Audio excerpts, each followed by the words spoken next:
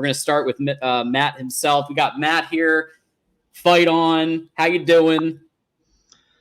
Ready for game week. This is going to be fun. And, I've listened to you for the past 10, 15 minutes. Didn't listen at the very start of the show, but caught you the past 10 minutes. Lots of solid observations. I think that the point about LSU not looking very good, we have to take that into context with USC.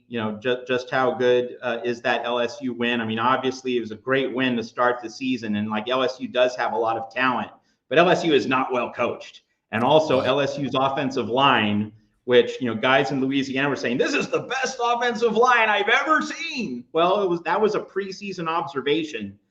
And it definitely hasn't held up well. So that goes into, a recalibration of matchups in the trenches, which, in my mind are going to be front and center in this game. Pun not intended. That's where this game's going to be won or lost. Does Miller Moss get time? Does he get a clean pocket on the road in the big house? Does he get a comfort zone? Or does that Michigan defensive line, which, got a real education from Texas, does that, that could help Michigan, right? You went up against the best, number one in the country. Yeah. Texas looks the part, and that could be the best thing for Michigan going into this game. So my view is I'm expecting a slugfest. I'm expecting a rock fight. This could be Woody versus Bo, 1973. Absolutely. That kind of game. Well, let's see what, it could be your grandfather's 3 yards in a cloud of dust on Saturday afternoon. So, I'm seeing lots of people pick USC 30-17, 33-18, 34-20. I'll take the ugliest 13-12 win you've ever seen, and we'll ride out of town a happy man. Well, let's see what Mr. Tim Prangley. Let's see if he agrees. Bo versus Woody. How about that? Tim Prangley, host also Trojan Conquest Live, coming up in about an hour and a half. Conquest Call-In Show and Trojans Wire. Tim, thanks for joining us, man. No, thanks for having me on. Appreciate it. Well, I don't know about Bo versus Woody, because I don't think I don't think Woody had the receivers that USC has. So I think this is not going to be a slugfest, Matt. I think this game will be decided through the air. And I do think that USC has the better athletes on the outside. Will Johnson's awesome. I have nightmares of Miller Moss throwing some of those balls in the flat he's got away with earlier this season that he easily could have possibly just out of the reach of the defensive backs from going for 6 the other way. I don't think that he'll have that room with Will Johnson, especially. But I'm not sure if it's gonna be a slugfest. No, Matt, I'm not sure on that one. We'll see. Matt's usually right, but I'm not seeing your boy Adam, who you both know very well, and he comes on to our channels too and supports, and great dude. Has defended Michigan in various instances, but this week he's fight on, and I'd be the same way. So I got him. $20 here.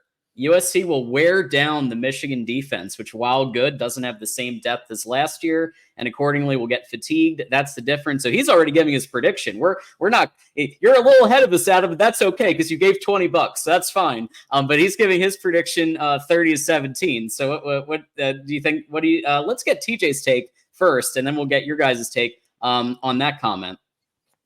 Well, I'll say this: we all saw against Texas something we're not used to seeing. And that was a defense who was exhausted in the second quarter. We're not used to that. Our defense actually never gets exhausted, but we're starting to see signs of that this year, which is very interesting. There is a bit lack of depth. They've tried to rotate guys. So, for example, against Texas, we put in our backup defensive lineman, and they got pushed off the ball. And it's now we do have Rayshawn Benny. He's very good. So we have about 3 defensive tackles we can rely on right now. But against Arkansas State, we put in our second unit, and our second unit's the ones who gave up all those points at the end of the game. So we are very reliant on our starters right now. We also are seeing our defense get gassed, which I'm not used to seeing. So if this is a track meet like Tim Prangley is forecasting, then we could be in for a defense that is exhausted. And this is why it is key that Michigan sustains drives and stays on schedule. If they can, because against Texas, we in the very beginning of the game, we kept stalling.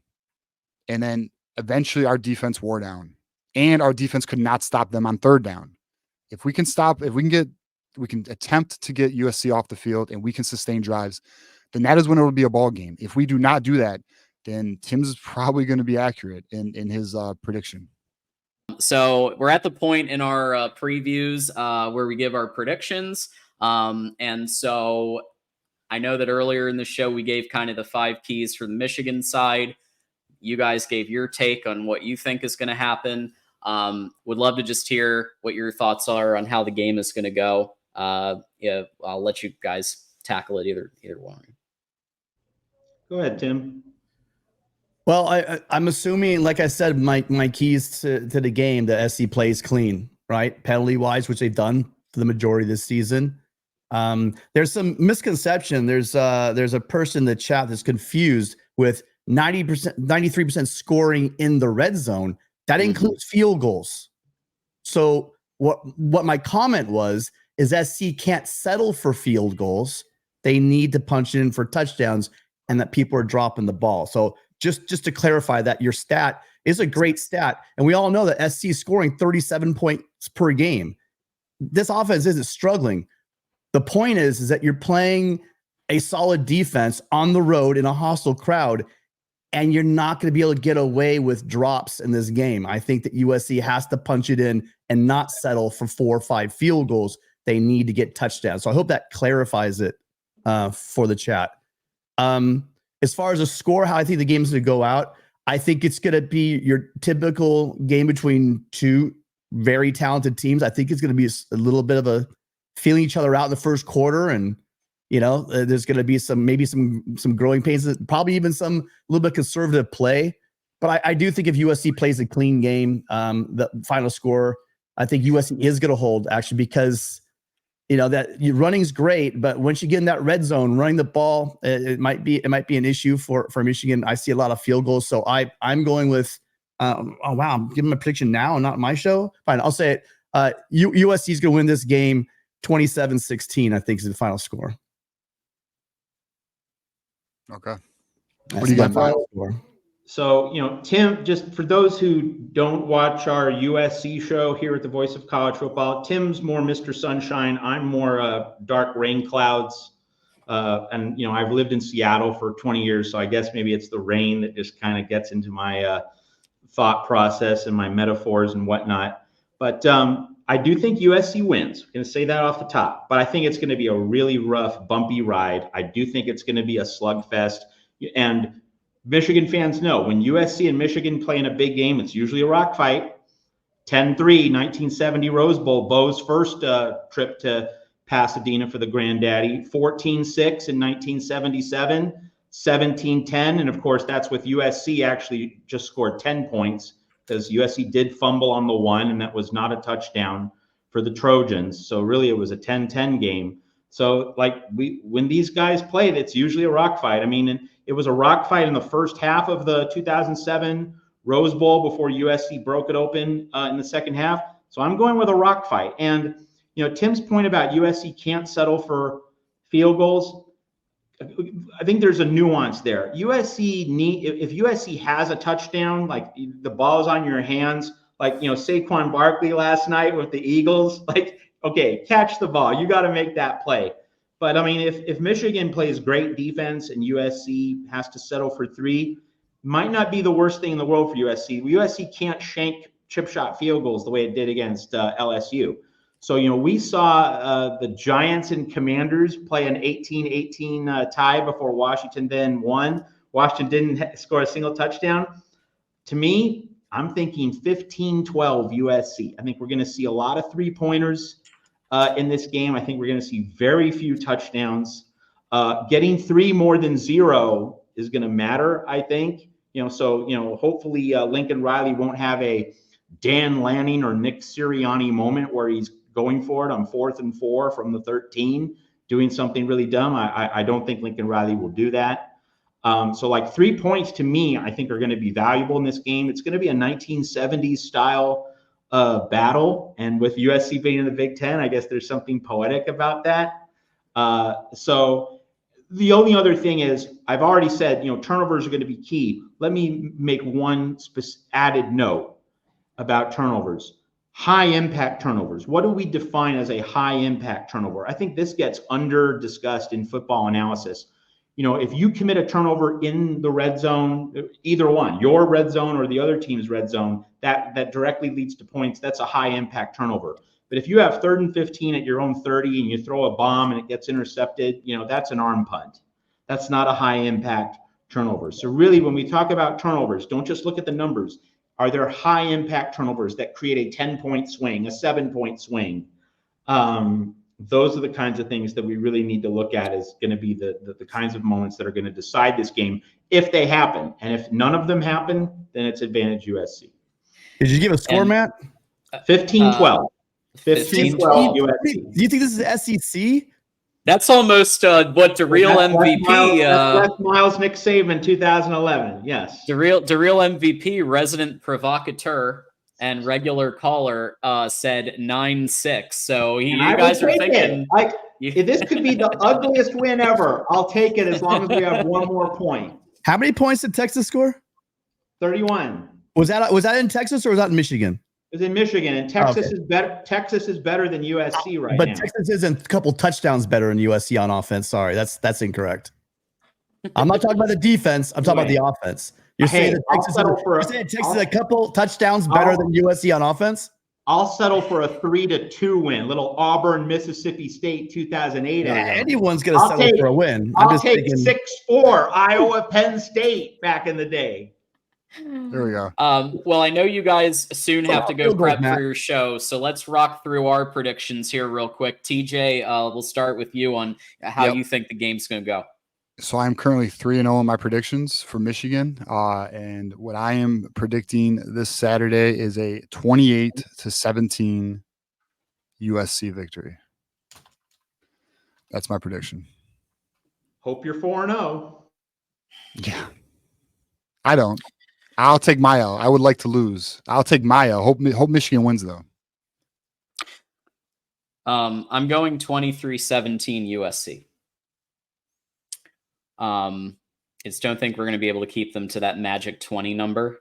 And I do think they're going to cobble enough together with Alex Orji, but I just don't think it's going to be quite enough. But hey, we've laid out the 5 ways that Michigan can pull it off. So stay tuned, because I don't think this is going to be the 50. Somebody predicted 52-6. I don't think that's happening. So the truth is somewhere in the middle, and I think we'll be. It's going to be a great game, guys. I'm looking forward to it.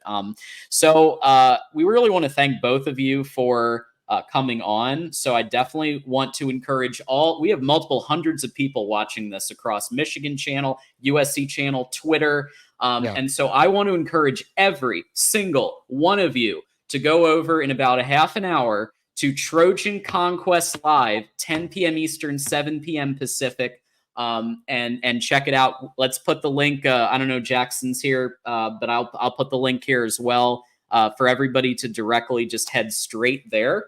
But let's get a final thought, and where can people find you? And we'll start with Matt. Since we started with you before, we'll start with you to wrap up here too.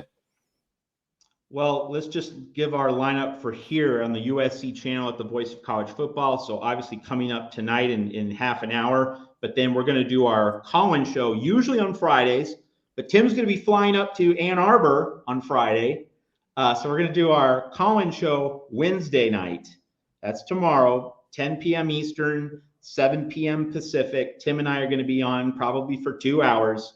So that's our call-in show. And then you want to come on over to our written work. Look at our written work over at Trojans Wire. That's trojanswire.usatoday.com. And we're working with Wolverines Wire all this week. So these two College Wire network sites. Yeah, Isaiah Hull of Wolverines Wire does a great job over there. Nice. So we're collaborating with him. He's asking us questions. We're asking him questions. So the answers are getting published at each of our sites all this week. So Trojans Wire, Wolverines Wire, part of the USA Today College Wire Network. Give us a read. Tell your friends. All right. So thanks for joining us, Matt, and I'll be watching you in just a few minutes here. Thank you, guys, and we really enjoyed being on your show. Thanks for having us. All right, and let's go to Tim now for your final thought and where could people find you. And again, I'm encouraging everybody, please go ahead. I put the link in there to Trojans Wire. Check out the written work and check out the show in less than a half an hour. Tim, floor is yours. Well, I just said this is a really special event for me. As soon as I found out USC was entering the Big Ten, the first school I thought of was Michigan.